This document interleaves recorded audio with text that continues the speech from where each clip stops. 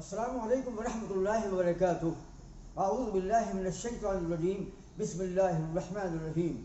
محترم سامعین، تاریخ اہل حدیث بھیونڈی سے متعلق ہمارا ایک ویڈیو اس سے قبل جاری ہو چکا ہے۔ اب یہ دوسرا ویڈیو ہے، اس میں ہم کلیان اور بھیونڈی کا کیا تعلق ہے، ان دونوں میں کیا ربط ہے، اس سے متعلق کچھ تمہیدی باتیں کریں گے، اور پھر اسی ویڈیو کے آخر تک انشاءاللہ ہم اصل تاریخ اہل حدیث بھیونڈی میں داخل ہو جائیں گے۔ محترم سامعین، تاریخ اہل حدیث بھیونڈی کے 3 ادوار کا ذکر میں نے اس سے قبل کیا تھا، یعنی سن 1885 میں شیخ شرف الدین کے ذریعے تاریخ بھیونڈی اہل حدیث کا آغاز ہوا، اور پھر سن 1910 میں یہ خاندان بھیونڈی سے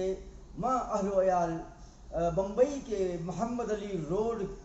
کے علاقے میں منتقل ہو گیا، اور اس کے بعد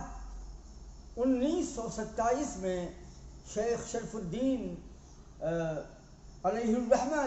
کا وصال ہوا، کا انتقال ہوا، اور اس کے بعد سن 1947 تک ان کے فرزند ارجمند شیخ عبدالصمد نرول بمبئی میں مقیم رہے، لیکن سن 1947 میں آزادی ہندوستان کے بعد شیخ عبدالصمد نرول ممبئی سے ماں اہل و عیال بھیونڈی شفٹ ہو گئے۔ تو 3 دور تھے، ایک دور تھا سن 1885 سے سن 1910 تک بھیونڈی کا دور، اس کے بعد 1910 سے لے کر کے 1947 تک کا دور، اور 1947 کے بعد جب یہ خاندان بھیونڈی میں منتقل ہو گیا تو اس کے بعد جو ہے 25-26 سال تک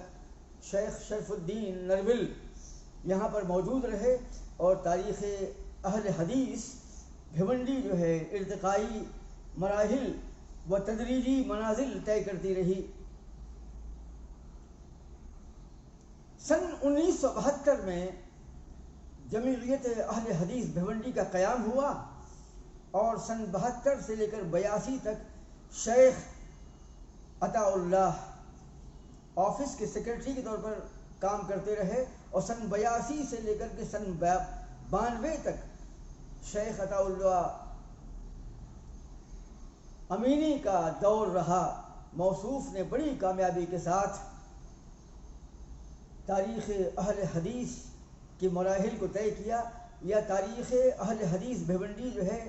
بڑے ہی اسموتھ طریقے سے چلتی رہی۔ اس کے بعد غالباً جناب محدث خطیب کا دور آیا، اور جو سن 2003 تک رہا، اور اس کے بعد جو ہے سن 2003 سے لے کر دور حاضر تک جناب شیخ عبدالحمید صاحب کی نیابت و قیادت میں تاریخ اہل حدیث کا سفر جاری اور ساری ہے۔ ماضی کے ادوار میں چونکہ ارتقائی مراحل سے گزر رہی تھی تاریخ اہل حدیث، لہذا وہ اسپیڈ اور وہ مومنٹم اس کو حاصل نہ ہو سکا، الا یہ کہ یقیناً شیخ عطا اللہ امینی صاحب نے اپنے دور میں بڑی کامیابی کے ساتھ اس کو چلانے کی کوشش کی، اور کافی حد تک کامیاب رہے۔ لیکن اصل دور جو ہے شیخ عبدالحمید صاحب کا دور تھا، جو سن 2003 سے شروع ہوا اور آج تک جاری ہے۔ اس دور میں ایک انقلاب یہ برپا ہوا کہ موصوف کے زمانے میں جمعیت اہل حدیث بھیونڈی جو ہے بمبئی سے مربوط ہو گئی، اور بمبئی کے علماء سے، خاص طور سے امیر صوبائی جمعیت اہل حدیث کوکن و رائے گڑھ شیخ عبدالسلام سلفی اور محمد مقیم فیضی سے مربوط ہونے کے بعد ایک نیا رخ ملا، ایک نئی اسپیڈ، ایک نئی رفتار ملی، اور بمبئی اور بھیونڈی دونوں باہم مربوط ہو گئے۔ اور اس کے بعد کبھی شیخ عبدالحمید نے جو جمعیت اہل حدیث بھیونڈی کے صدر تھے، موصوف نے کبھی یہ غلطی نہیں کی۔ موصوف اور عتیق الرحمن صاحب جو ناظم اعلیٰ بنے اور آج تک ہیں، اس دور سے لے کر آج تک موصوف بھی ناظم اعلیٰ کے عہدے پر باقی رہے۔ بمبئی اور بھیونڈی دونوں جب باہم مربوط ہو گئے تو بمبئی کو علماء نے جب یہاں پر آنا شروع کیا، اور شیخ عبدالسلام سلفی امیر صوبائی جمعیت اہل حدیث اور محمد مقیم فیضی اور نجیب بقالی صاحب بھی کافی حد تک یہاں آتے تھے اور ان کی خدمات بھی مسلم ہیں. اور میرا بھی ایک دور تھا، انشاءاللہ ابھی ذکر اس کا ہوگا انشاءاللہ. تو عبدالحمید صاحب کا دور جو ہے یہ اس کو ہم سنہری دور کہہ سکتے ہیں. جمعیت اہل حدیث کی تاریخ کا یہ عہد ذرّی ہے کہ اس دور میں ایک ایسا مومنٹم ملا، ایک ایسا نظم و ضبط، ایک ایسا وقار حاصل ہوا کہ جمعیت اہل حدیث بھیونڈی ہندوستان کے کئی صوبوں کے مقابلے میں فائق نظر آتی ہے. کیرلا اور ساؤتھ کی جمعیت اہل حدیث کے بارے میں سنا ہے کہ بڑی منظم اور نظم و ضبط کی حامل ہے، آئینہ دار ہے. مجھے اتنی خبر زیادہ نہیں، البتہ سنا ہے کہ وہ ہندوستان میں نمبر 1 پر ہے. تو ماشاء اللہ، لیکن اور دیگر مقامات کے مقابلے میں، حتیٰ کہ بمبئی کی جمعیت اہل حدیث کے مقابلے میں، یہاں تک کہ مرکز کی جمعیت اہل حدیث کے مقابلے میں، دلی کے مقابلے میں جمعیت اہل حدیث کا کام جو ہے کافی توانائی کے ساتھ اور کافی نظم و ضبط کے ساتھ رہتا ہے. ایک عجیب و غریب ڈسپلین ہے، نظم و ضبط ہے. اللہ تعالی جمعیت اہل حدیث بھیونڈی کو مزید ترقی کرنے کی راہیں ہموار کرے. محترم سامعین، تاریخ اہل حدیث بھیونڈی جو ہے، اس سلسلے میں میں یہ کہوں گا تمہید کے طور پر کہ اس میں شک نہیں کہ بھیونڈی جو ہے ایک پارچہ بافی کا یعنی ٹیکسٹائل کے کاروبار کا ایک مرکز رہا ہے عہد قدیم سے ہی. بھیونڈی جو ہے پیشہ پارچہ بافی سے متعلق رہا ہے، یعنی ٹیکسٹائل یعنی کپڑا سازی کے میدان میں. اور اس میدان میں بھیونڈی نے جو ہے بڑے بڑے ریکارڈ قائم کیے ہیں. لیکن بھیونڈی کی ایک اور پوزیشن ہے، بھیونڈی کا ایک اور بھی وقار ہے، وہ یہ کہ بھیونڈی جو ہے کاروباری اعتبار سے فائق رہا ہے. کلیان کو بھیونڈی کے مقابلے میں مذہبی اور سیاسی وقار حاصل تھا، اور بھیونڈی کو جو ہے تجارت کے میدان میں تفوق حاصل تھا. اور بھیونڈی جو ہے صرف ایک شہر ہی نہیں بلکہ ایک تاریخی شہر ہے جس کی ایک عظیم تاریخ ہے. آج کے زمانے سے تقریباً 1500 سال قبل شمالی ہندوستان سے آریائی قبائل جو ہیں ہجرت کر کے واڑہ جو علاقہ ہے بھیونڈی سے جب جاتے ہیں منور کی طرف، تو واڑہ کے علاقے میں جب پہنچتے ہیں تو واڑہ سے بہت پہلے کڑوس سے نکلنے کے بعد میں کڑوس سے لیفٹ مارتے ہیں تو ایک روڈ نکلتا ہے، اور وہاں سے 10-15 کلومیٹر دور جانے پر گورہا کا ایک مقام آتا ہے. تو واڑہ اور گورہا کی وادیوں میں آریائی قبائل کی ہجرت شمالی ہندوستان سے ثابت ہے. یہ لوگ گورہا اور واڑہ کے علاقے میں پھیل گئے، اپنی تہذیب اور تمدن کا قیام کیا، اور اس کے بعد یہ ارتقائی مراحل و تدریجی منازل طے کرتے کرتے آس پاس کے علاقوں میں پھیل گئے. یقیناً کلیان بھیونڈی اور ضلع تھانہ کے علاقے تک جو ہے یہ آریائی قبائل پہنچ گئے. یہی نہیں بلکہ پری ہسٹورک ایج میں یعنی تاریخ ما قبل یا ما قبل تاریخ کے عہد میں، یعنی جب کہ دنیا میں تاریخ کو قلم بند کرنے کا زمانہ شروع نہیں ہوا تھا، اس دور میں بابل اور نینوا کے لوگ بھی خلیج فارس اور بحر احمر کے راستے سے ہندوستان کے مغربی ساحل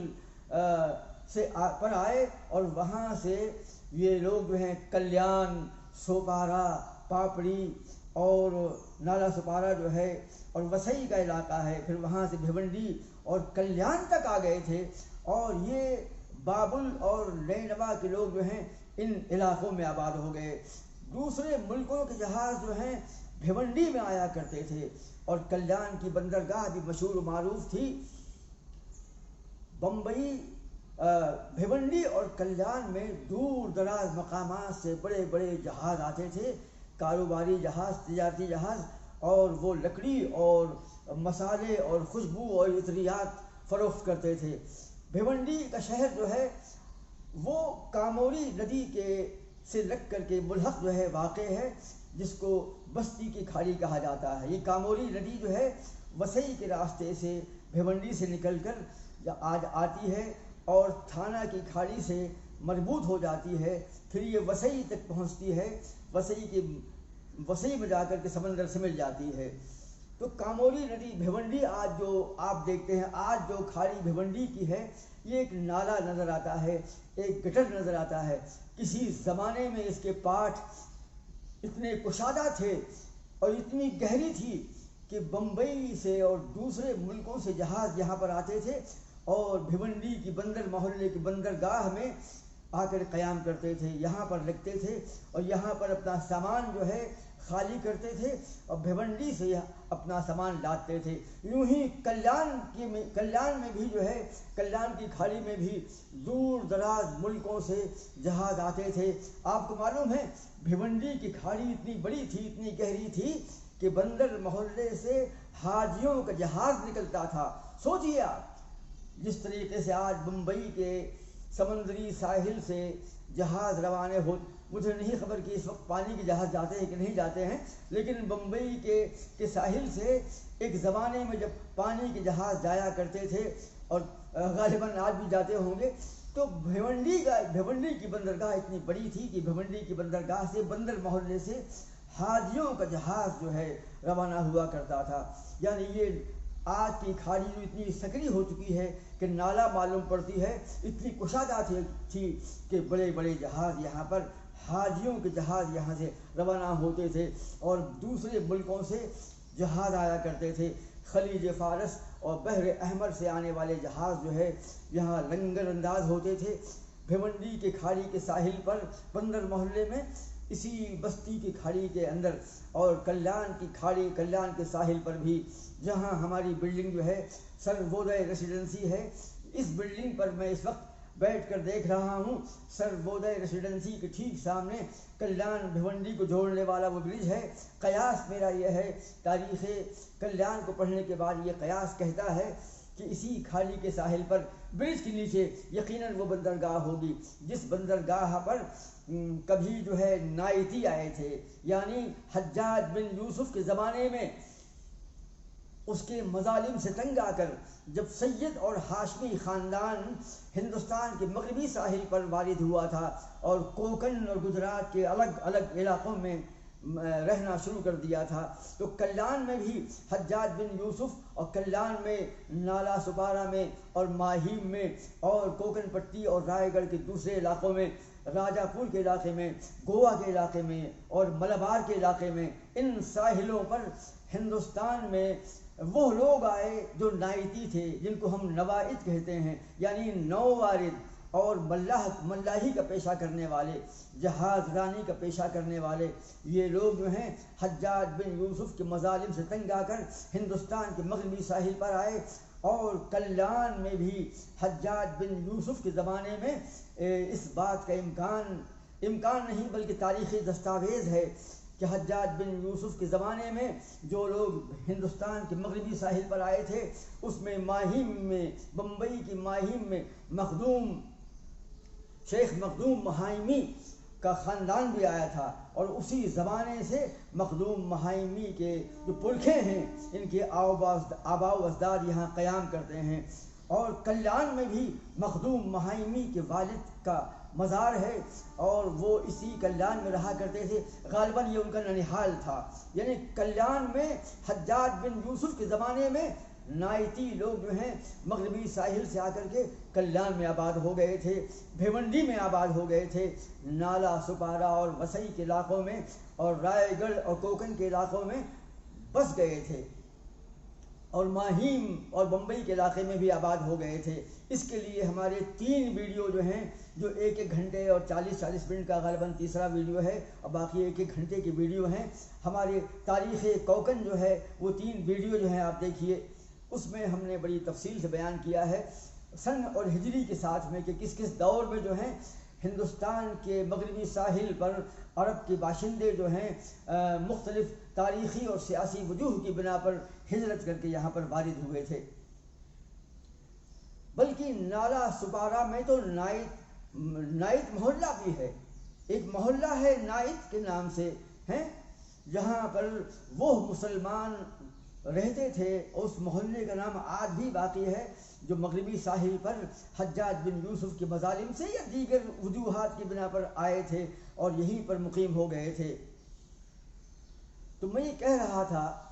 کہ تاریخ اہل حدیث بھیونڈی جو ہے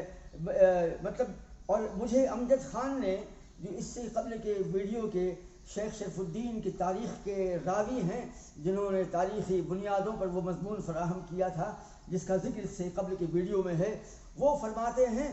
کہ یہاں پر کلیان یہ بھیونڈی کے بندر محلے سے حاجیوں کا جہاز روانہ ہوا کرتا تھا، بلکہ امجد کے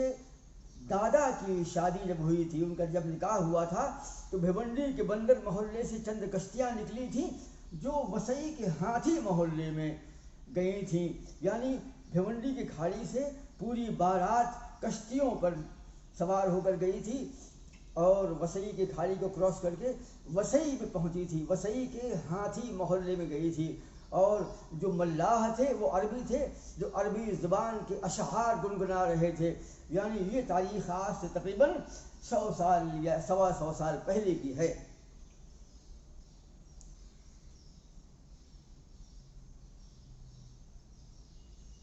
اس وقت ہمارا مقصد جو ہے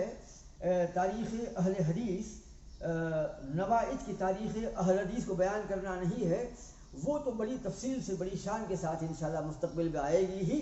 لیکن ہم کوشش کر رہے ہیں کہ تاریخ بھیونڈی کا سنگ میل رکھا جائے، یعنی تاریخ اہل حدیث بھیونڈی کا آغاز تو اس سے قبل کی ویڈیو میں ہو چکا ہے کہ شیخ شرف الدین نے سن 1885 میں تاریخ اہل حدیث کا آغاز کر دیا تھا، تاریخ سازی کر دی تھی، یعنی تاریخ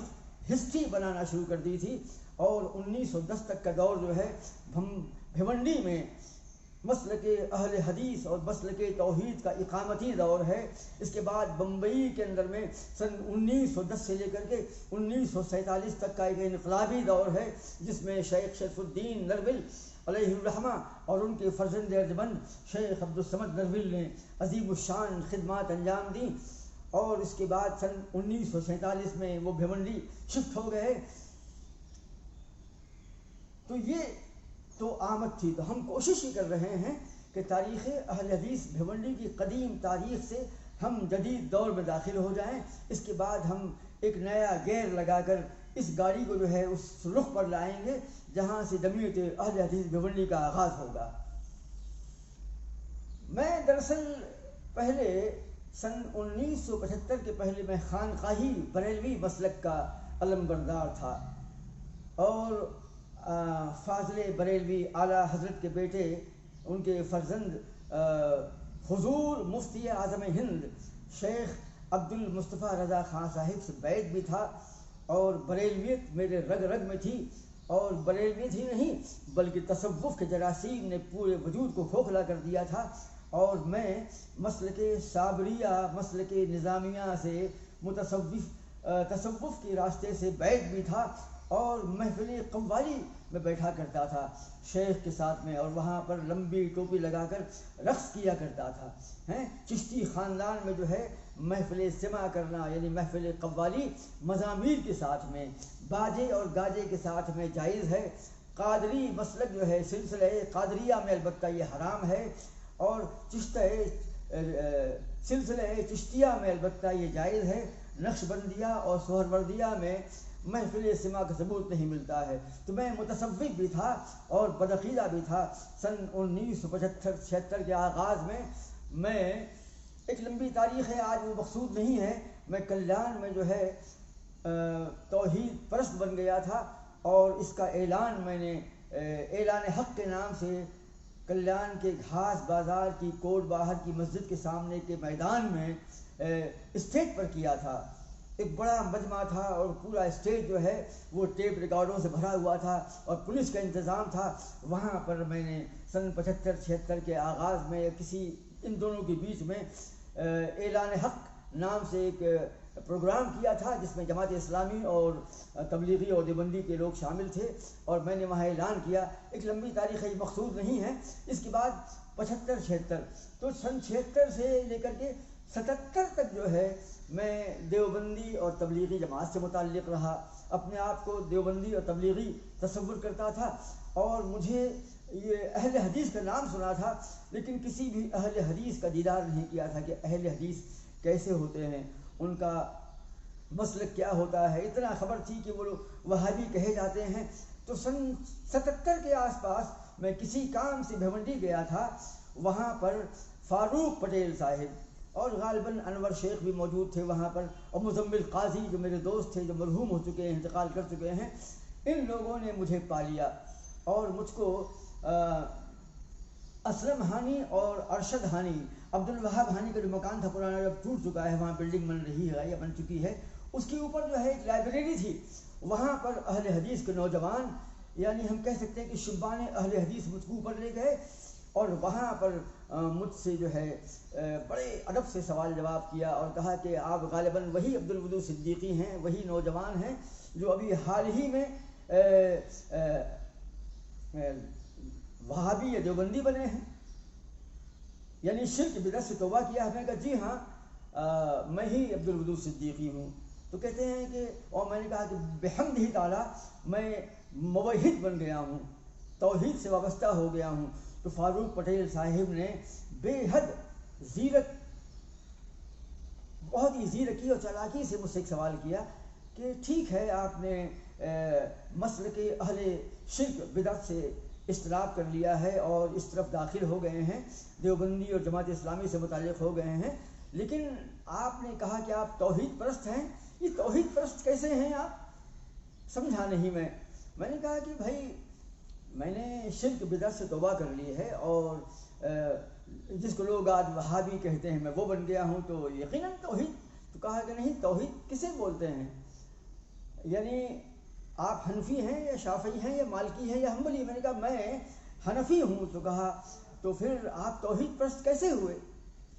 توحید پرست وہ ہوتا ہے جو زندگی کے ہر میدان میں اپنے عمل کی بنیاد اور اپنے عقیدے کی بنیاد قرآن اور حدیث کی بنیاد پر رکھتا ہے۔ اور آپ کہتے ہیں کہ میں توحید پرست بن گیا، تو آپ تو حنفی تھے نا؟ میں کہا ہاں میں حنفی تھا۔ تو کہتے ہیں پھر آپ توحید پرست کیسے ہوئے؟ میں نے کہا ارے بھائی، اسلام میں 4 مسلک تو ہیں نا، حنفی، شافعی، مالکی اور حنبلی۔ تو فاروق پٹیل نے کہا کہ دیکھیے، یہ بتائیے، آپ کا مطالعہ بہت وسیع ہے، اسلام میں 4 مسلک ہیں یا مسلمانوں میں 4 مسلک ہیں؟ کیونکہ میرا مطالعہ بہت وسیع تھا، میں نے کہا کہ ہاں آپ صحیح کہتے ہیں، مسلمانوں میں 4 مسلک ہیں، کیونکہ اللہ کے رسول کے زمانے کے 1 صدی کے بعد میں یا 80 سال کے بعد میں ائمہ 4 کا دور شروع ہوتا ہے، اور اس زمانے میں تو تقلید تھی بھی نہیں، بلکہ یہ ائمہ ہدا جو ہیں، یہ 4 ائمہ اور محدثین تو 100 سال کے بعد جو ہیں اپنے کام کا آغاز کرتے ہیں یقیناً، اور اس کے بعد یہ تقلیدی مسالک جو ہیں، حنفیت، شافعیت، مالکیت اور حنبلیت، تو 450 سال کے بعد میں شاہ ولی اللہ محدث دہلوی کی حجت اللہ البالغہ کے مطابق اور تمام تواریخ کے مطابق 450 سال کے بعد یا 450 سال کے بعد دنیا میں تقلیدی مسالک کا آغاز ہوا۔ تو فاروق پٹیل صاحب نے کہا کہ آپ توحید پرست کیسے بن سکتے ہیں جب اللہ کے رسول کے زمانے میں یہ ائمہ موجود نہیں تھے اور یہ 4 تقلیدی مسالک وجود میں نہیں آئے تھے؟ تو آپ اور آپ حنفی ہیں، تو آپ محمدی کیسے بن سکتے ہیں؟ آپ قرآن اور حدیث کو چھوڑ کر دیگر ائمہ کے اقوال اور فتاویٰ پر عمل کریں گے، اور وہ بھی بغیر دلیل کے، کیونکہ یہ تقلید کی تعریف ہے کہ جو بغیر دلیل اپنے امام کے قول کا پابند ہو، وہ حدیث و قرآن، اور علماء دیوبند کا یہ قول ہے کہ مقلد پر دلائل کی چاہت لازم نہیں، یہ دلائل کو فراہم کرنا مقلد پر لازم نہیں، مقلد پر قول امام پر عمل کرنا مسلم ہے۔ کسی مقلد کو یہ اختیار نہیں کہ وہ دلائل شرعیہ کو تلاش کرے یا ان کے بعد مسائل کو مانے۔ ہمارے ائمہ نے مسائل کو حدیث اور قرآن کی روشنی میں ثابت کر دیا ہے، مسلم کر دیا ہے، مؤلف کر دیا ہے، مہذب کر دیا ہے، انہی پر عمل کرنا ہے۔ یہ تقلید ہے، اور یقیناً یہ تقلید جو ہے توحید کے منافی ہے، توحید کا تضاد ہے۔ میں نے کہا کہ آپ ٹھیک کہتے ہیں، 4 مسلک مسلمانوں میں ہیں، اسلام میں تو نہیں ہے۔ یقیناً آپ نے صحیح کہا۔ تو کہا تھا پھر آپ نے کہا کہ آپ توحید پرست ہیں، یقیناً آپ بریلویت سے تائب ہو کر اس طرف آئے ہیں، لیکن توحید تو آپ کی تب پوری ہوگی۔ فاروق پٹیل صاحب نے مجھے صادق سیال کوٹی صاحب کی کتاب سبیل رسول دی اور کہا کہ یہ کتاب آپ لے جائیے، اس کا مطالعہ کیجئے اور پھر آپ مجھے بتائیے کہ آپ کے نظریات میں، آپ کے افکار و خیالات میں کوئی تغیر واقع ہوا کہ نہیں۔ میں کلیان آیا اور میں نے کتاب کا پڑھنا شروع کیا اور رات کے 12:30-1 بجے تک میں پڑھتا رہا، حتیٰ کہ اللہ نے میرے سطح قلب پر حق کو وارد کر دیا اور میں بےتاب ہو گیا، اور میں نے یہ تصور کر لیا کہ میں آج سے مسلک سلف کا لمبردار بن گیا، میں سلفی اور اہل حدیث میں اپنے آپ کو گھوشت کرتا ہوں۔ کیسے کیسے کر کے صبح ہوئی اور اس کے بعد میں یہاں کے مقامی لوگوں سے ملا اور بھیونڈی گیا، اور وہاں پر جب یہ خبر دی تو وہ باغ ہو، ان کے دل جو ہے باغ ہو گئے۔ اس طریقے سے بھیونڈی کی سرزمین میں شبان اہل حدیث کی بنیاد پر فاروق پٹیل صاحب ہیں، انور شیخ صاحب بھی شاید اس میں موجود تھے، اشفاق خانے بھی ہوں گے، اور مزمل قاضی تو تھے ہی، البتہ امجد اس زمانے میں شاید ارتقائی مراحل طے کر رہے تھے۔ اس طریقے سے بھیونڈی کی سرزمین پر سن 1977 میں سلفی بن چکا تھا۔ تو سن 75-76 کے بعد سے لے کر کے میں جماعت اسلامی کچھ دنوں تک جو ہے دیوبندی رہا اور جماعت اسلامی سے متعلق رہا۔ کلیان کے دستگیر کاملے صاحب نے مجھ کو جو ہے دلائل و شواہد کی بنیاد پر اس بات پر آمادہ کر لیا تھا کہ عبدالودود صاحب، آپ کا مطالعہ بہت وسیع ہے اور آپ کی شان جو ہے یہ نہیں کہ آپ تبلیغی جماعت اور دیوبندی جماعت سے مربوط رہیں، آپ تحریکی بن جائیے۔ لہذا ویسے بھی میں شبلی اور مودودی کا دل دادا تھا۔ میرا پورا مطالعہ جو ہے دارالمصنفین اور اعظم گڑھ اور ندوۃ المصنفین دلی اور مولانا مودودی کی کتابوں پر موقوف تھا۔ شبلی اور مودودی اور ابوالکلام آزاد کی کتابوں کا مطالعہ میں نے کیا تھا۔ جب میں بدعتی تھا اور مشرک تھا اس زمانے میں ابوالکلام آزاد اور شیخ شبلی اور مودودی کی کتابوں کو پڑھا کرتا تھا، اور عوام مجھ پر شک بھی کرتے تھے کہ یہ لڑکا جو ہے بعد میں گمراہ ہونے کا خطرہ ہے، کیونکہ یہ مودودی اور شبلی اور ابوالکلام آزاد کا مطالعہ کرتا ہے۔ بہرحال میں اپنی تاریخ پر چلا جا رہا ہوں، مجھے تاریخ بھیونڈی میں داخل ہونا ہے۔ بتا یہ رہا ہوں کہ سن 77 کے آس پاس میں اہل حدیث جو ہے بن چکا تھا۔ اس کے بعد جو ہے میں بدلہ پور گیا اور بدلہ پور میں صفوان کوہاری صاحب سے ملا، اور وہاں پر بدلہ پور کے صفوان کوہاری صاحب نے جو ایک اسکول بھی چلاتے تھے اس زمانے میں، پتہ نہیں آج ہے کہ نہیں، تو انہوں نے مجھے احمد دیدات کی کتاب دی تھی، القرآن دا الٹیمیٹ میریکل۔ وہ کتاب میں نے پڑھی اور وہ انگلش میں تھی، بڑی جامع کتاب تھی۔ اس میں فلسفہ 19 علیہا 19 یعنی اس پر جہنم پر 19 فرشتے مسلط ہیں۔ تو 19 کے عدد کو اس نے احمد دیدات نے بہت ہی زیادہ میریکولس ثابت کیا تھا کہ پورا قرآن عظیم جو ہے 19 کے عدد کے ساتھ ریاضیاتی طور پر گणت کے اصولوں پر مربوط ہے، اور پورا قرآن عظیم 19 سے جڑا ہوا ہے۔ بسم اللہ الرحمن الرحیم میں 19 حروف ہیں، اور پورے قرآن عظیم میں 19 کا ریاضیاتی معجزہ یعنی ایک دم میریکل جو ہے شامل ہے۔ یہ کتاب میں نے پڑھی اور ترجمہ کیا۔ اس زمانے میں بھی یعنی اہل حدیث بننے کے بعد بھی اور دیوبندی بننے کے بعد بھی میں جماعت اسلامی سے مربوط تھا، اور SIM کے تحت جو ہے بمبئی کے باندرا کے علاقے کا جو ہے سروے کر رہا تھا، اور پیمنٹ کے ساتھ میں تو وقت میرے پاس نہیں رہا کرتا تھا، تو میں نے ٹرین میں کھڑے ہو کر کے احمد دیدات کی کتاب القرآن دا الٹیمیٹ میریکل کا سفر ٹرین میں ٹرانسلیشن کیا، بھیڑ میں کھڑے ہو کر کے، ایک ہاتھ میں کاغذ رکھ کر کے، رجسٹر رکھ کر کے اور کتاب ہم وہیں رکھ کر کے اور ٹرانسلیشن کرتا تھا۔ 1-2-4 دن میں یہ ٹرانسلیشن میں نے کر لیا، اور اس کے بعد صوبائی جمعیت اہل حدیث بھیونڈی کے جمعیت اہل حدیث کے شیخ عطا اللہ صاحب امینی سے ملا اور کہا کہ میں نے کتاب کا ترجمہ کیا ہے اور اس کو شائع کرنا ہے۔ میں نیا اہل حدیث ہوا تھا، ان کو معلوم تھا کہ عبدالودود صدیقی جو ہیں ایک نوجوان جو ہیں اہل حدیث ہوئے ہیں۔ موصوف نے فوراً کہا کہ ٹھیک ہے، ہم 3000 روپے آپ کی کتاب کی اشاعت کے لیے مختص کرتے ہیں۔ موصوف نے 3000 تو پاس کر دیے، لیکن بعد میں کتاب کے اخراجات بڑھتے گئے، حتیٰ کہ کہا کہ جتنا خرچ ہوگا ہم آپ کو دے دیں گے، وہ 70,000 پر رہا۔ اور عبد المجید شاداب، عبد الملک مدعو جو ہے وہ میری کتاب کے کاتب تھے۔ یہ مدعو خاندان جو ہے تاریخ اہل حدیث بھیونڈی کے مرکزی اور کلیدی خاندانوں میں سے تھا۔ مدعو خاندان اور حانی خاندان اور خطیب خاندان کو ہی شیخ شرف الدین نے اولین دعوت پیش کی تھی توحید کی، اور یہی خاندان جو ہیں سوداگر محلے اور ٹنڈیل محلے کے آس پاس کے یہ خاندان جو ہیں، بندر محلہ ہے، یہ لوگ ہیں اولین اہل حدیث تھے، کیونکہ شیخ شرف الدین کے خاندانی روابط بھی تھے اور رشتہ داری بھی تھی، تو خطیب خاندان، حانی خاندان اور یہ مدعو خاندان جو ہے اولین تھا۔ تو عبد المجید شاداب نے کتاب کی کتابت کی تھی اور میں نے اس کا ترجمہ کیا تھا۔ یہ کتاب بعد میں شائع ہوئی اور یہ تھا سن 78 تھا، سن 77 کا خاتمہ ہو رہا تھا اور سن 78 کا آغاز ہو رہا تھا، اور میری شادی سن 1978 میں ہوئی۔ میں کتاب چھپ گئی تھی، میں کتاب لے کر اپنے وطن گیا، وہاں پر کتاب کو تقسیم کیا، جب لوٹ کر کے آیا شادی میری ہو چکی، تو یہ سن 79 تھا۔ اس کے بعد بھیونڈی کے شانتی نگر کے علاقے میں، غیبی نگر شانتی نگر میں Salahuddin Ayyubi memorial English medium school تھا، اور پروفیسر RK عبداللہ اس کے بانی تھے۔ وہاں پر میں BA B.Ed کر چکا تھا، لہٰذا میں وہاں پر اس انگلش اسکول میں ہیڈ ماسٹری کے عہدے پر فائز ہو گیا۔ اور اس طریقے سے سن 77 میں جب میں اہل حدیث بنا تھا، تو میں یہاں پر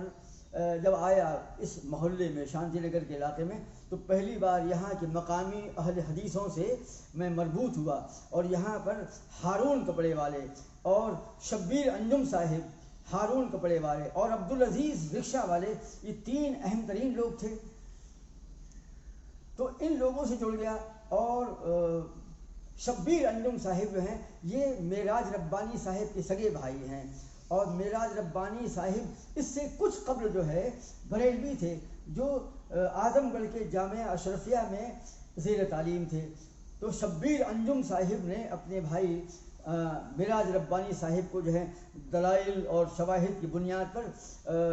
اب مناظرے میں ہرا دیا تھا، اور موصوف جو ہے بریلوی سے اہل حدیث بن گئے تھے۔ اور مجھے یاد آتا ہے کہ میں بھی اس دور میں آیا کرتا تھا، اہل حدیث بننے کے بعد میں یا اس سے قبل جب میں جماعت اسلامی سے جڑا ہوا تھا، تو شبیر انجم سے میں ملتا تھا، اور مجھے کچھ یاد آ رہا ہے کہ معراج ربانی صاحب جو ہیں ان کے ایک بھائی ہیں، اور وہ بریلوی تھے، اور وہ غالباً اس طرف آ چکے تھے۔ بہرحال تو اس طریقے سے جو ہے شانتی نگر اور غیبی نگر کے علاقوں میں UP سے آنے والے جو لوگ تھے اہل حدیث، سدھارتھ نگر سے آنے والے جو لوگ جو ہیں یہاں پر ایک نئی دنیا آباد کیے ہوئے تھے۔ تاریخ اہل حدیث کا شانتی نگر اور غیبی نگر کا یہ دور جو ہے اور یہ یہاں کے واقعات کچھ الگ سے ہیں، اور بندر محلہ، ٹنڈیل محلہ، سوداگر محلہ، ہیں یہ اس علاقے کے جو ہیں اہل حدیث جو ہیں، جو بنیادی طور پر اور کلیدی طور پر شیخ شرف الدین کی دعوت توحید سے متاثر تھے۔ یہاں کی تاریخ تھوڑی سی مختلف ہے، اور یہ نئے نووارد لوگ تھے۔ اس طریقے سے پھر میں عطا اللہ صاحب سے مربوط ہوا، میری کتاب شائع ہوئی، اور کتاب شائع ہونے کے بعد میں اس دور میں جو ہے سب سے اہم بات یہ ہے کہ جمعیت اہل حدیث سن 72 میں وجود پا چکی تھی، قائم ہو چکی تھی، لیکن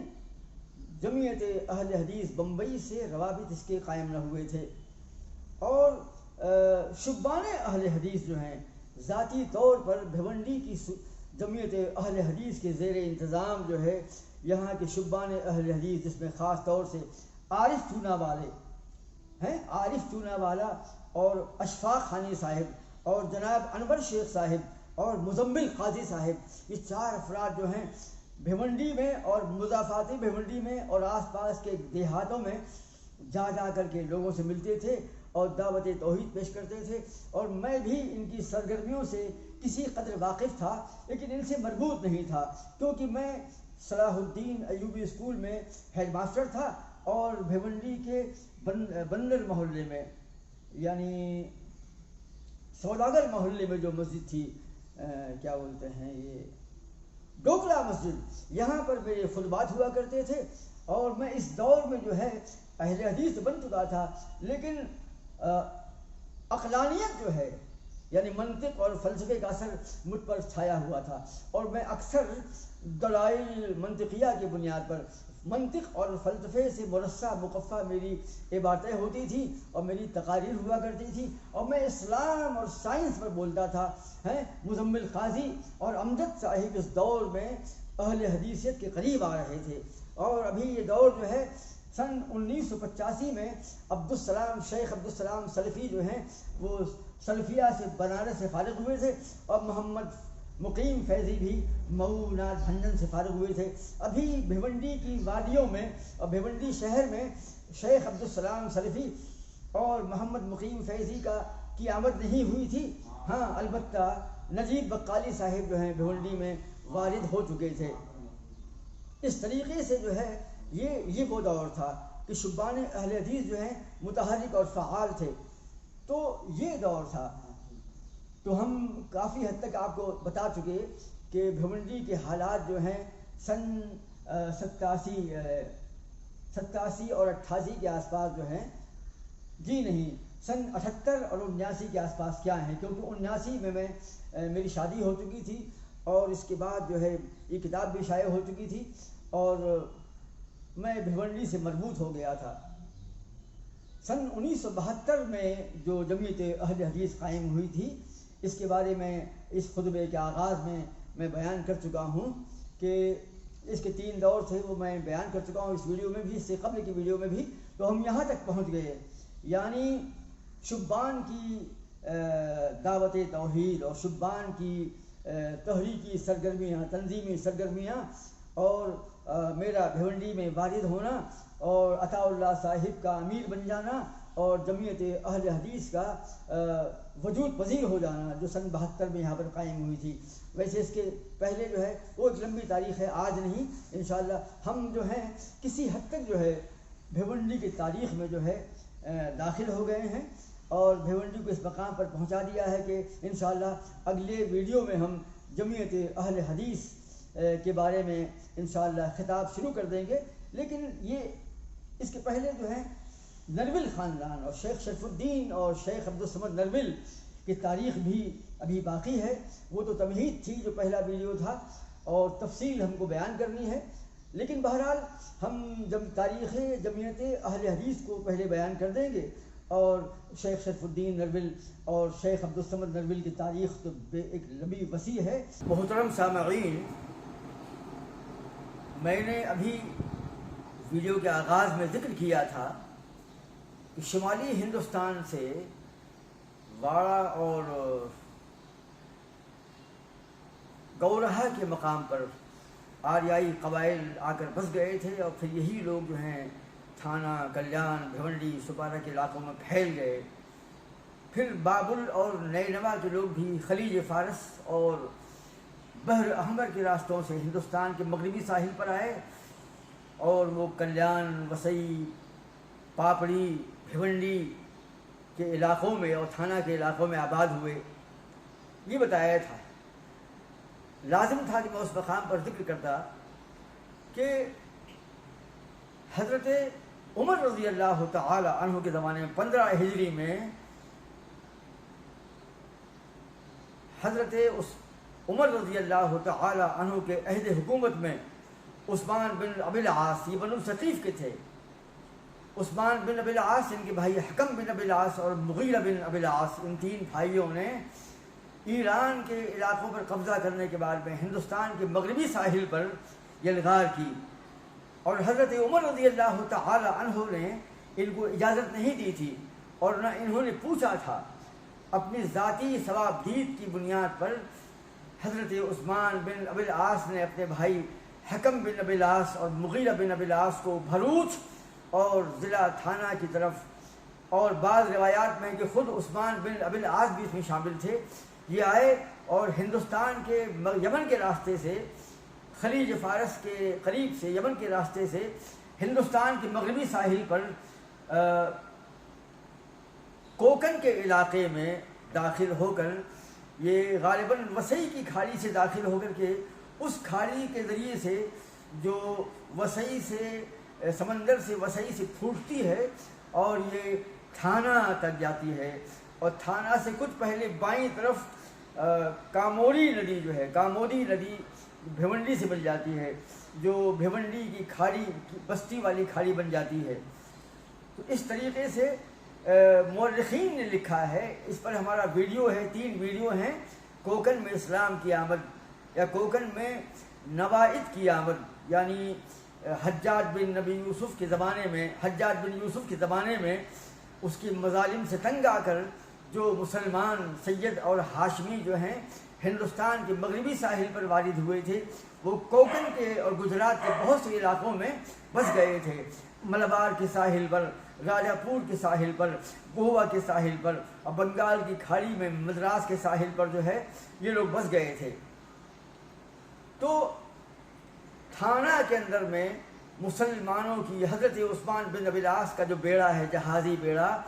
جو سروے کرنے کے لیے آیا تھا، وہ اس کا تھانہ میں آنا ثابت ہے۔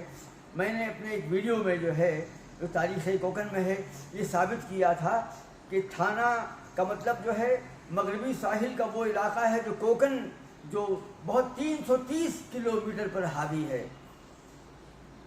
تو مورخین نے کہا کہ مسلمانوں نے حضرت عمر رضی اللہ تعالی عنہ کے زمانے میں حضرت عثمان بن ابی العاص، حکم بن ابی العاص اور مغیرہ بن ابی العاص، جو 3 بھائی تھے، بنو ثقیف کے تھے، ان لوگوں نے ہندوستان کے مغربی ساحل میں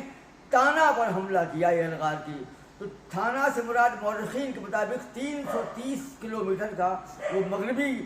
ہندوستانی پٹا ہے، مغربی ساحل ہے، یا بعض مورخین نے تھانہ شہر ہی مراد لیا ہے کہ جو آج کا تھانہ ہے وہاں پر مسلمانوں نے یلغار کی تھی، اور وہ یلغار ایک حملہ نہیں تھا بلکہ ایک فوجی اور سرکاری سروے تھا کہ ہندوستان کا سروے کیا جائے، ہندوستان کا ساحل کیسا ہے، ہندوستان کی مغربی ساحل پر آبادیاں کیسی ہیں، تاکہ مستقبل میں جو دعوتی اور حملے کا کام جو ہے اس کا آغاز کیا جائے۔ ہم نے اس ویڈیو میں ثابت کیا ہے کہ 330 کلومیٹر کے تھانہ کے پٹے پر کسی مقام پر حملہ کیا، لیکن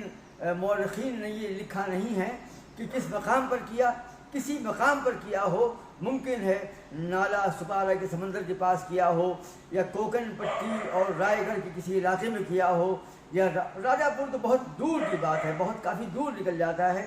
وہ یمن سے نکل کر خلیج فارس سے نکل کر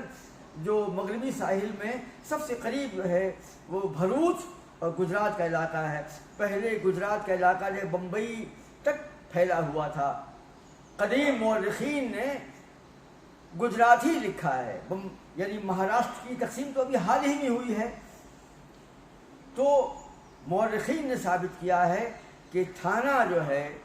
اس تھانہ شہر پر حملہ کیا، یعنی اسی تھانہ پر جو آج ممبرا کے پاس واقع ہے۔ یہ مسلمان آئے، حکم عثمان بن ابی العاص کا بیڑا آیا، اس نے فوجی سروے کیا۔ مورخین نے اشارہ کیا ہے کہ چھوٹی موٹی جھڑپیں ہوئی تھیں، ہلکی پھلکی یلغار تھی، ایک ہلکا پھلکا ٹکراؤ تھا، یہ لوگ آئے، جائزہ لیا، اندازہ لگایا، فوجی سروے کیا اور پھر واپس لوٹ گئے، تاکہ مستقبل میں حربی یلغار کی جا سکے اور یہاں پر دعوتی کام کا آغاز ہو سکے، یا اقامتی کام کا آغاز ہو سکے کہ یہاں پر اقامت کرنا ہے، یہاں پر یلغار کرنا ہے، یہاں پر دعوتی کام کو انجام دینا ہے۔ سندھ کے علاقے میں تو ہو گیا تھا، وہ الگ سے ہمارا اس پر ویڈیو ہے۔ بھیونڈی کی کھاڑی میں جو ہے البتہ، تو ہاں یہ میں نے ثابت کیا تھا کہ ممبرا کے قریب جو سمندر کا لمبا چوڑا پاٹ ہے، غالباً میرا قیاس ہی کہتا ہے، اور میں نے اس ویڈیو میں ثابت کیا ہے کہ یہ جنگ جو ہے تھانہ کی کھاڑی کے پاس ممبرا کے قریب، تھانہ اور ممبرا کے درمیان جو چوڑا پاٹ ہے کھاڑی کا، اس مقام پر یہ یلغار ہوئی ہوگی، کیونکہ مورخین کے بیانات کے مطابق تھانہ شہر پر ہی حملہ کیا، ممبئی پر حملہ کیا۔ مورخین نے ممبا دیوی کا ذکر کیا ہے جو ممبرا میں ہے، ممبرا کی پہاڑی پر، جو اسٹیشن کے سامنے جو ممبرا کی پہاڑی ہے وہاں پر ممبا دیوی کا مندر ہے، اور ممبا دیوی کے نام پر ہی بمبئی نام پڑ گیا تھا اس کا، جس کو بعد میں ممبئی کیا گیا، اسی حکمت کی بنیاد پر کہ ممبئی کا نام بمبئی جو ہے اس لیے پڑ گیا تھا کہ ممبا دیوی جو ہے وہ ممبرا کی پہاڑی کے سامنے، اسٹیشن کے سامنے جو ممبا دیوی ہے اس کے نام پر بمبئی، اور بمبئی سے آج پھر جدید دور میں اس کو ممبئی کر دیا گیا، انگلش میں بامبے بولا کرتے تھے۔ تو 15 ہجری میں حضرت فاروق اعظم رضی اللہ تعالی عنہ کے دور مقدس میں حضرت عثمان بن ابی العاص، حکم بن ابی العاص اور مغیرہ بن ابی العاص، ان 3 بھائیوں نے جو یلغار کی تھی، اور غالباً حکم بن ابی العاص نے بھروچ میں، گجرات کا جو علاقہ ہے بھروچ کا، وہاں پر یلغار کی تھی اور قبضہ کیا تھا اور فوجی چھاؤنی قائم کر دی تھی۔ تو یہ ہمارا نصیب ہے کہ جس مقام پر ہم رہتے ہیں، یعنی بمبئی کے کلیان کے علاقے میں، بھیونڈی کے علاقے میں، تھانہ کے علاقے میں، ممبرا کے علاقے میں، اسی مقام پر مسلمانوں کا دور تابعین میں، یعنی دور صحابہ میں حملہ ہوا تھا بحمدہ تعالی، یعنی صحابہ کے قدم اور ان کی کشتیاں یہاں تک آئی تھیں، اور بالکل ممبرا کے سامنے جو کھڑی ہے، غالباً قیاس یہ کہتا ہے، تحقیق یہ کہتی ہے کہ ممبرا کی اسی کھاڑی پر جو ہے وہ یلغار رہی ہوگی، کیونکہ تھانہ پر حملہ ہوا تھا، اور اس کو ثابت کیا تھا ہم نے 3 مورخین کے مطابق، البیرونی کا نام بھی اس میں شامل تھا، ایک پرتگیز مورخ کا نام بھی شامل تھا۔ تو 15 ہجری میں حضرت عمر رضی اللہ تعالی عنہ کے زمانے میں تھانہ کے مقام پر، جس کے تحت بھیونڈی آتا ہے، کلیان آتا ہے، اور خود تھانہ آتا ہے، تھانہ کا شہر آتا ہے، اور دور تک جو ہے گجرات کے سرحد تک جو ہے تھانہ پھیلا ہوا ہے۔ تو 15 ہجری میں مسلمان آئے تھے، یلغار کی تھی، فوجی سروے کیا تھا، لیکن وہ کشتیوں سے غالباً اترے بھی نہیں تھے اور دعوتی کام نہیں کیا تھا۔ کچھ مصنفین نے اس کا ذکر کیا ہے، ان کو اندازہ ہوتا ہے، میں نام نہیں لوں گا ورنہ ان کی تاریخی ہتک ہوتی ہے معلومات کی، ان کا اشارہ ہے کہ جیسے کہ وہ تھانہ میں آئے تھے اور اسلام پھیلا دیا اور مسلمان پیدا ہو چکے تھے، ایسا کچھ بھی نہیں ہوا۔ قاضی اطہر مبارک پوری نے اپنی درجنوں کتابوں میں بڑی تفصیل سے اس کا ذکر کیا ہے، تھانہ کی یلغار کا، اور اس میں اور دیگر کتب کے اندر میں کہیں پر بھی ذکر نہیں ملتا ہے کہ اس زمانے میں جبکہ ممبئی 7 جزیروں پر پھیلا ہوا تھا، اتنا برا حال تھا، جنگل ہی جنگل تھا اور پہاڑیاں ہی پہاڑیاں تھیں، ٹیلے ہی ٹیلے تھے، 7 بر صغیر تھے، چھوٹے چھوٹے 7 آئیلینڈ تھے، 7 جزائر تھے، جزیرہ کی جمع ہے جزائر۔ 7 جزیروں کو انگریزوں نے اپنے زمانے میں جو ہے اس کو بھرنی کر کے ایک کر دیا تھا، وہ ہم الگ سے ایک ویڈیو بنائیں گے۔ تو بمبئی میں مسلمانوں کے اس لشکر کی آمد، یعنی عثمان بن ابی العاص کے لشکر کی آمد، ان کی کشتیوں کی یلغار، ان کی فوجوں کی یلغار جو ہے بمبئی میں تو نہیں ہوئی تھی، البتہ ملبار کے ساحل پر قیاس ہے، گوا کے ساحل پر بعد میں جو قافلے آئے تھے اور جو کشتیوں کا بیڑا آیا تھا، انہوں نے گوا کے ساحل پر، راجا پور کے ساحل پر اور ملبار کے ساحل پر کچھ صحابہ مقیم ہو گئے تھے، کچھ تابعین آئے تھے 96 ہجری میں، 150 ہجری میں اور 725 ہجری میں، الگ الگ دوروں میں یہ لوگ آئے تھے۔ تو بحمدہ تعالی ضلع تھانہ میں کلیان کے قریب یا ممبرا کے ٹھیک سامنے وہ فوجی یلغار ہوئی تھی۔ اس کے بعد جو ہے جدید دور تک مسلمانوں کی بستیوں کا ذکر جو ہے تھانہ شہر میں نہیں ملتا ہے، کیونکہ عثمان بن ابی العاص نے تھانہ پر حملہ اس لیے کیا ہی نہیں تھا کہ دعوتی کام کیا جائے، ان کو کلمہ پڑھوایا جائے، بلکہ ایک فوجی سروے تھا، ایک فوجی اندازہ تھا، وہ آئے اور اندازہ لگایا اور واپس چلے گئے۔ حضرت عمر رضی اللہ تعالی عنہ کو جب معلوم پڑا کہ عثمان بن ابی العاص نے یہ تھانہ کے مغربی ساحل پر، ہندوستان کے مغربی ساحل پر ان 3 بھائیوں نے فوجی یلغار کی ہے، بے حد غصہ ہوئے اور کہا کہ تم نے تنکے پر بٹھا کر، یعنی چھوٹی چھوٹی کشتیوں پر بٹھا کر مسلمانوں کو کیڑوں مثل کیڑوں کے جو ہے روانہ کر دیا. خبردار اگر مسلمانوں کو کچھ ہو جاتا اس فوجی سروے میں تو میں ثقیف کے ایک ایک انسان سے اس کا انتقام لیتا. تو حضرت عمر رضی اللہ تعالی عنہ کے 15 ہجری کے اس دور سے لے کر کے جدید دور تک جو ہے مسلمانوں کا یہاں پر مقیم ہو جانا، کم سے کم تھانہ کے اندر میں ممبرا کے علاقہ ہے، ہاں کلیان کے اندر میں البتہ ہم ابھی داخل ہوتے ہیں، بتائیں گے آپ کو. تو تھانہ شہر میں اس زمانے تک جو ہے مسلمانوں کی آبادیاں قائم نہیں ہوئی تھیں، لیکن تھانہ سے تھوڑا پہلے وسئی سے جب آتے ہیں کھاڑی تو تھانہ میں بھیونڈی سے لیفٹ میں جو ہے جب وہ کھاڑی گھوم جاتی ہے اور جو بھیونڈی کی اندر داخل ہو جاتی ہے، جسے کاموڑی ندی جس کے ساحل پر بھیونڈی واقع ہے، وہاں پر البتہ جو ہے صحابہ کا یا تابعین کا لشکر غالباً آیا ہوگا، کیونکہ بھیونڈی کے ساحل پر بھیونڈی کا بندر محلہ ہے، سوداگر محلہ ہے، ٹنڈیل محلہ ہے، ناخدا محلہ ہے، اور حمال واڑی ہے، یہ حمال واڑی یا حمال واڑہ ہے. یہ تمام محلے بتلا رہے ہیں کہ مسلمانوں کی اقامت یہاں پر ہوئی تھی. اور نائتی یا نوائت یعنی عرب نو وارد کوکن کے مغربی ساحل پر، ہندوستان کے مغربی ساحل گجرات اور کوکن کے اندر داخل ہوئے تھے. یہ محلوں کے نام بتلا رہے ہیں کہ یہاں پر جو ہے مسلمانوں کی یلغار ہوئی تھی. بندر محلہ کا مطلب ہے یہاں پر بندر تھا، اور بندر محلے میں کاموڑی ندی یعنی جو کھاڑی بستی کی جو کھاڑی ہے، جو کھاڑی پار کا علاقہ ہے، اس علاقے میں بندر محلہ ہے. یہ بندر محلہ بتلاتا ہے کہ یہاں بندرگاہ تھی. ٹنڈیل محلے کا مطلب ہے، ٹنڈیل کا مطلب ہے وہ لوگ جو جہازوں کی اصلاح کرتے تھے، جہازوں کی ریپیرنگ کرتے تھے. ناخدا محلہ جو کشتیاں چلاتے تھے.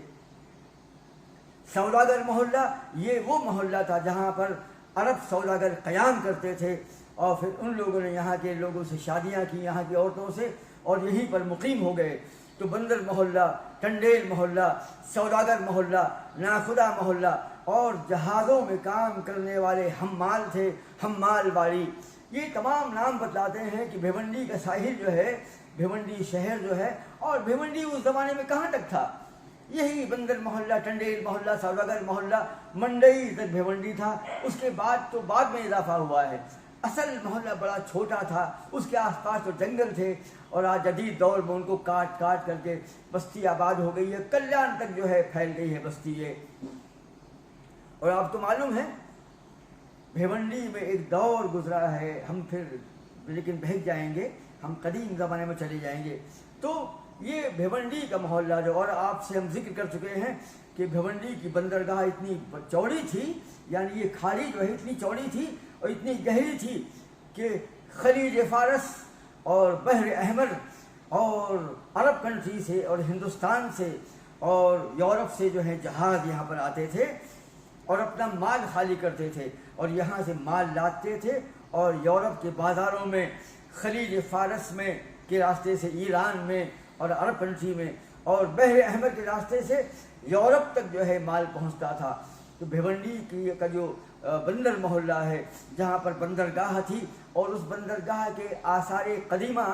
آج بھی غالباً پائے جاتے ہیں، لیکن حکومت ہندوستان، حکومت مہاراشٹر نے بھیونڈی کی کھاڑی کو محفوظ کرنے کے لیے کوئی اچھا انتظام نہیں کیا.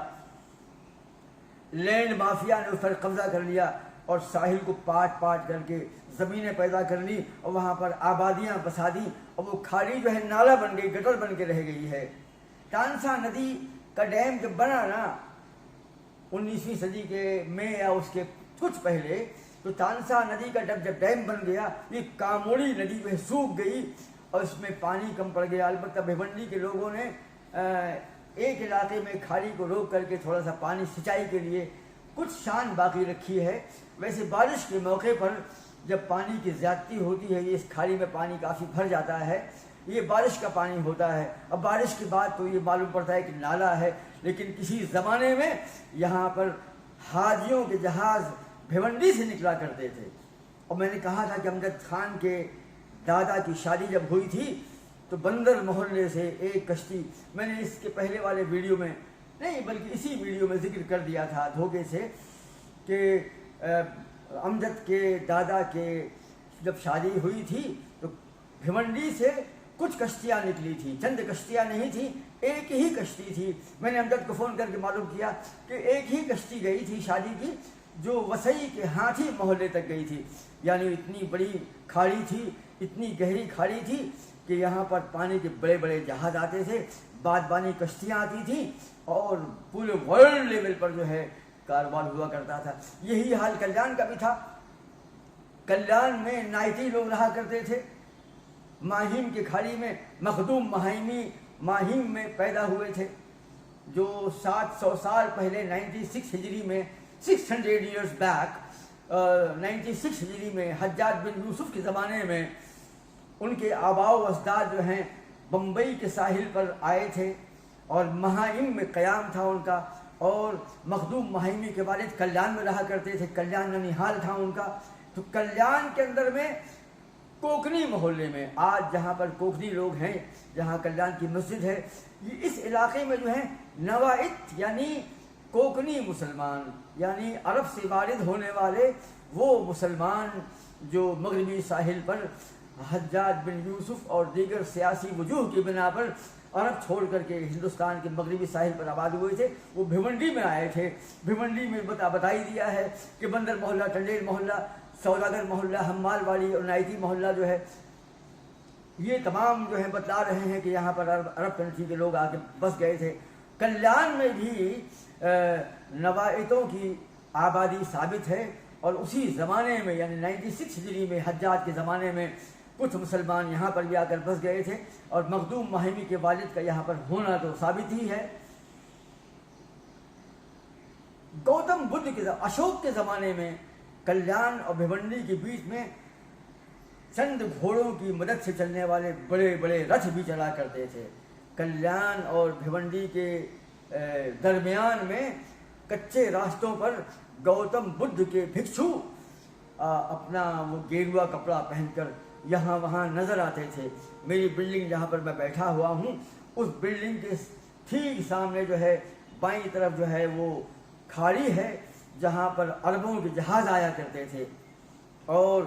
اس بندرگاہ کا اسی مقام پر ہونا قرین قیاس ہے۔ میرا اندازہ ہے، اور میں نے یہاں کے ایک بہت ہمارے مراٹھی مورخ ہیں، 30-35 کتابیں لکھی ہیں، ان کے گھر جا کر کے میں نے ان سے کہا کہ میں مراٹھی نہیں جانتا ہوں، آپ کی کتابیں تھانہ کے بارے میں، بمبئی کے بارے میں جو آپ نے تحقیق کی ہے، PhD کیا ہے، وہ مراٹھی میں ہے، اب مجھے مراٹھی آتی نہیں۔ انہوں نے کہا آپ جب کام کریں گے تو آنا مجھ سے ملنا، میں بتاؤں گا آپ کو کہ کلیان کی کیا حالت تھی۔ معلوم ہے آپ کو، کلیان میں اتنا پانی تھا کہ دودھ ناکے سے آگے تک جو ہے پانی تھا، صوبیدار والے کے پاس کہیں پانی تھا۔ میں جب UP سے آیا کلیان میں سن 75-73 کے آس پاس، جب میں یہاں پر آیا تھا، بلکہ اور پہلے جب یہ آیا، میٹرک کر کے جب میں یہاں پر آیا 11th میں نے ایڈمیشن لیا بامبے کے اندر میں مہاراشٹر کالج میں، اور کلیان کے اندر میں نے BA اور B.Ed کی جو ڈگریاں حاصل کی۔ تو جب میں آیا تھا تو بالکل جہاں پر دارالفلاح کی مسجد ہے وہاں تک ساحل تھا۔ جی ہاں، آج کھاڑی آدھی بچی ہے، اور کلیان کے اسٹیشن تک جو ہے وہاں چھوٹی موٹی بندرگاہ تھی۔ انگریزوں نے جب کلیان اسٹیشن کو بنایا تو کلیان اسٹیشن کے لیے لوہے کا سامان، ریتی اور ٹائلز جو ہیں جہازوں پر آتے تھے، اور اسٹیشن کے پاس آ کر کے جہاز خالی ہوتے تھے۔ یہ پورا پانی، آج جو بھانو نگر کا جو علاقہ ہے یہاں پورا پانی تھا۔ ہم جس بلڈنگ میں بیٹھے ہیں، ہمارا جو سروودے ریسیڈنسی ہے، یہ پورا پانی میں ڈوبا ہوا تھا۔ آہستہ آہستہ پڑتے پڑتے یہاں تک پہنچا ہے۔ تو بہرحال یہ تو اشوک کے زمانے، اور ہمارے گھر کے سامنے، اس بلڈنگ کے سامنے کلیان کے اس کلیان کی کھاڑی کے ساحل پر گوتم بدھ کے زمانے میں بھکشو جو ہیں یہاں وہاں گھومتے نظر آتے تھے۔ یہ ایک زمانہ تھا۔ نالا سپارہ میں آج ابھی حال ہی میں ہمارے کوکنی برادر ہیں نالا سپارہ کے نائٹی محلے کے، ان کو گوتم بدھ کے زمانے کا ایک کلش ملا۔ اس کلش میں سکے تھے اس زمانے کے اشوک کے، انہوں نے وہ گھڑا جو ہے حکومت کو سونپ دیا، اور 1-2 سکے غالباً بطور یادگار کے قیاس یہ کہتا ہے، یادداشت یہ کہتی ہے، محفوظ کر لیے۔ تو گوتم بدھ کا دور بھی یہاں پر تھا۔ ایک لمبی تاریخ ہے، الگ سے ہم بیان کریں گے بھیونڈی کے بارے میں، بھیونڈی کی اور کلیان کے محل وقوع کے بارے میں، کلیان کے جغرافیائی اور تاریخی احوال کے بارے میں۔ ہمارا عنوان ہے تاریخ اہل حدیث بھیونڈی۔ ایک اور بات میں آپ سے کہتا ہوں، میں قدیم زمانے سے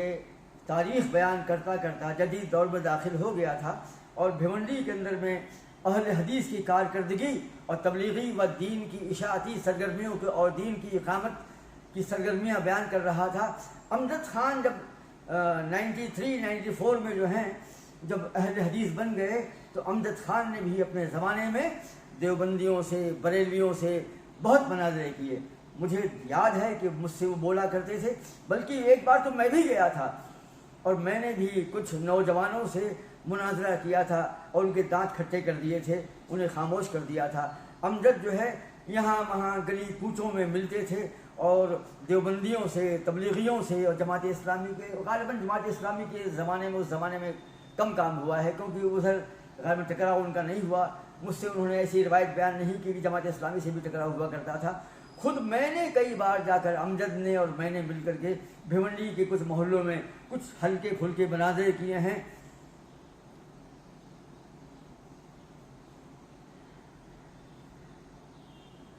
اور شکیل آغا کے، بندر محلے کے شکیل آغا کے وٹے پر بھی امجد خان نے